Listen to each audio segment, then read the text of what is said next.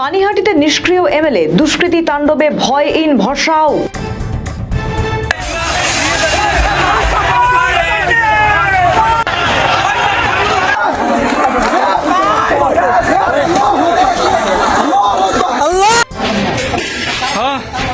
আমাদের দখলে গণভবন, গণভবন আমাদের দখলে, গণভবন আমাদের দখলে।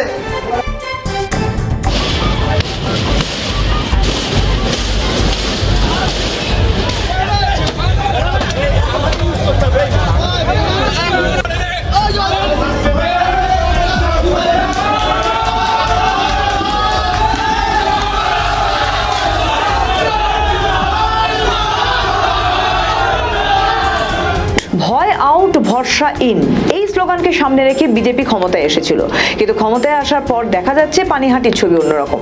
পানিহাটি দুষ্কৃতীদের আতুর ঘর হয়ে দাঁড়িয়েছে। কেন এই কথা, তার বিস্তারিত বিবরণে গেলেই বোঝা যাবে। গত 23 তারিখে ঘটনায় পানিহাটির মানুষজন রীতিমতো আতঙ্কিত। 23 তারিখ ভোর 4:10 নাগাদ, অর্থাৎ কাক ভোরে পানিহাটির পিয়ারলেস নগরের আবাসন দুষ্কৃতী তাণ্ডব চলে। সোদপুরে পরপর গাড়ি ভাঙা হয় রাজা রোড এবং পিয়ারলেস নগরে।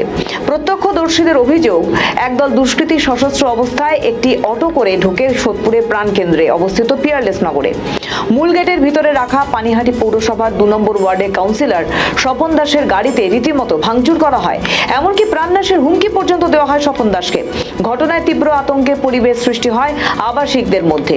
গাড়ির মালিক স্বপন দাসের অভিযোগ, একদল দুষ্কৃতী সাধারণ মানুষের মনে আতঙ্ক সৃষ্টি করতেই এমন হামলা চেষ্টা করছে। কারণ ভোর 4:15-তে হঠাৎ কিছু দুষ্কৃতী আসে।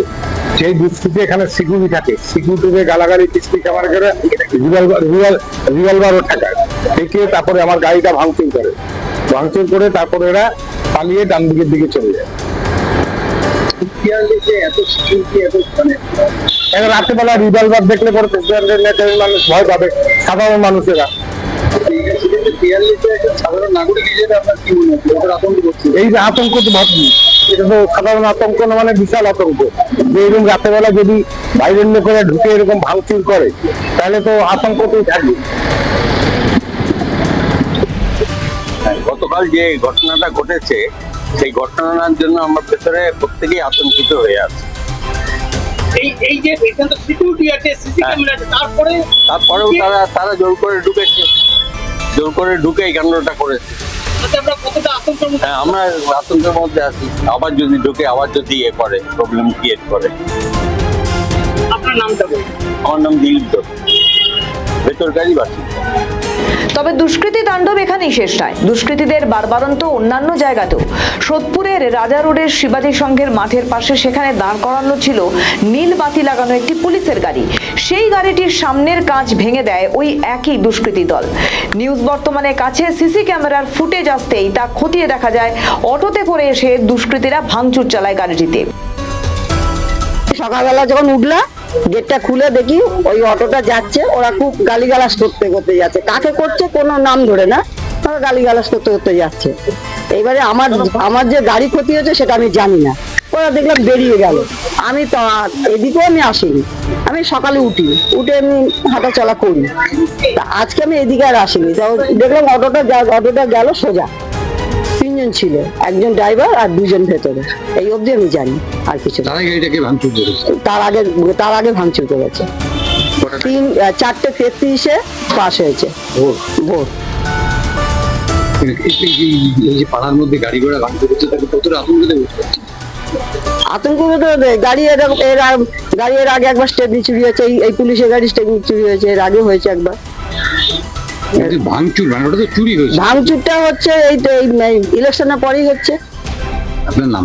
আমার নাম মঞ্জু পাল। ঘটনার জেরে থানায় দায়ের করা হয়েছে এফআইআর। সোদপুরে দুষ্কৃতী তাণ্ডবে নিউজ বর্তমানের পক্ষ থেকে বিজেপি বিধায়ক রত্না দেবনাথের সঙ্গে যোগাযোগ করা হলে তিনি প্রথমে ফোন ধরেননি।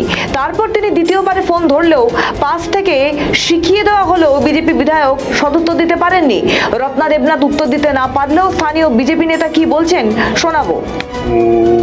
প্রশাসন পুরোটা নিয়ন্ত্রণ নিতে পারেনি আগের সরকার যাওয়ার পরে। এই ব্যাকগ্রাউন্ড প্লেসটায় কিছু লোক এই সমস্ত অসামাজিক কাজগুলো করার চেষ্টা করছে, করে একটা সন্ত্রাস বা তাদের ব্যক্তিগত কিছু শত্রুতা চরিতার্থ করার চেষ্টা করছে। এটা আমরাও জানি, এটা আমরা দলকেও জানিয়েছি, দলও খুব ভালোভাবে এগুলো জানে। কিন্তু একটা জিনিস আমি আপনাদের মাধ্যমে বলে দিয়ে যাচ্ছি, আমরা নিজেদের দলীয়ভাবেও তদন্ত চালাচ্ছি যে কারা এই কাজগুলো করেছে। একটা জিনিস আমি আপনাদের মাধ্যমে বলে দিতে চাইছি, যে বা যারা এই জিনিসগুলো করছেন, আপনারা কিন্তু ভুল ভাবছেন যে এটা তৃণমূল কংগ্রেসের সরকারের মতো চলবে। আবার আপনারা কিন্তু ভুল করছেন। এটা কিন্তু তৃণমূল কংগ্রেসের সরকার নয়, এটা বিজেপিরও সরকার নয়। এই সরকারটা কিন্তু পশ্চিমবঙ্গ সরকার তৈরি হয়েছে। বিজেপিটা করবে পার্টি অফিস থেকে, কিন্তু পশ্চিমবঙ্গের সরকারটা চালাবে কিন্তু পশ্চিমবঙ্গ সরকার। তাই প্রত্যেকটা দুষ্কৃতী, আমাদের কাছে সিসিটিভি ফুটেজ, প্রশাসনের কাছেও সিসিটিভি ফুটেজ সব চলে গেছে, প্রত্যেকটা লোক কিন্তু আইডেন্টিফাই হবে। আমি বড়বাবুকে, ওসিকেও অনুরোধ করেছি, প্রশাসনকে, সমগ্র প্রশাসনকে অনুরোধ করেছি যে আগামী 24 থেকে 48 ঘন্টার মধ্যে এই পিয়ারলেস নগরের মতো অঞ্চলে, শান্তিপূর্ণ বর্ধিষ্ণু অঞ্চলে যারা এই ঘটনা ঘটিয়েছে, অবিলম্বে তাদেরকে গ্রেপ্তার করে জেলের ভেতরে পুরতে হবে। আদারওয়াইজ কিন্তু আমরা অন্যরকম স্টেপ নিতে বাধ্য হব, বা আরো উচ্চতর জায়গায় আমি কিন্তু কমপ্লেন করতে বাধ্য হব। যদি 48 ঘন্টার মধ্যে এই দুষ্কৃতিকারীরা ধরা না পড়ে, তাহলে আমি নিজেও থানায় আসছি কথা বলতে কি করা যায় না যায়। দুষ্কৃতী তাণ্ডবের ঘটনায় সরব সিপিএম এর পরাজিত প্রার্থী কলতান দাশগুপ্ত কি বলেছেন শোনাবো। এখানে এলাকার মধ্যে ঢুকে বামপন্থী কর্মীদের বাড়ি ঘরদোর ভাঙচুর ইত্যাদি ইত্যাদি করা হয়েছে, তাদের ব্যবসা বন্ধ করে দেওয়ার চেষ্টা হয়েছিল। ফলে আমরা এই ঘটনার প্রতিবাদ সেই সময়ও করেছিলাম। সাধারণ মানুষ ভেবেছিলেন যে শাসক বদলালে বোধহয় শাসন বদলাবে, কিন্তু এই ঘটনা প্রমাণ করতে যে শাসক বদলে গেছে কিন্তু শাসনটা বদলায়।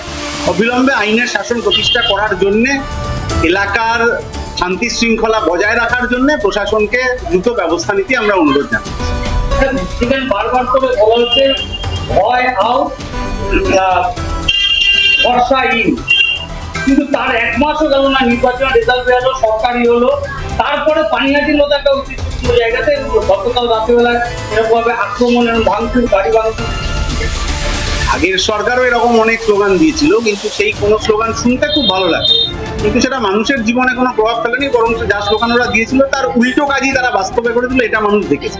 ফলে এখনো এই সরকার যা বলছে, তাহলে এই হকাররা তো ভয়েই আছেন, তাদের পেটে লাথি পড়ে গেছে, বুলডোজার দিয়ে বাড়ি ভাঙচুর করে দেওয়া হচ্ছে, একটা ভয়ের পরিবেশ তৈরি করা হচ্ছে।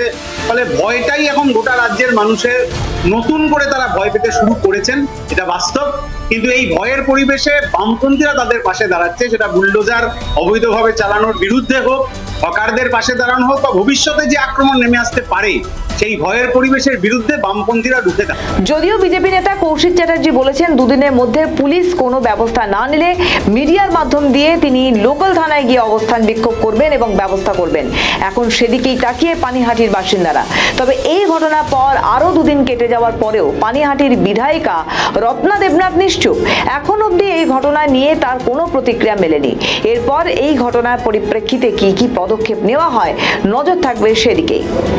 আমাদের ভিডিও ভালো লাগলে লাইক ও শেয়ার করুন, কমেন্ট সেকশনে আপনাদের মতামত জানান।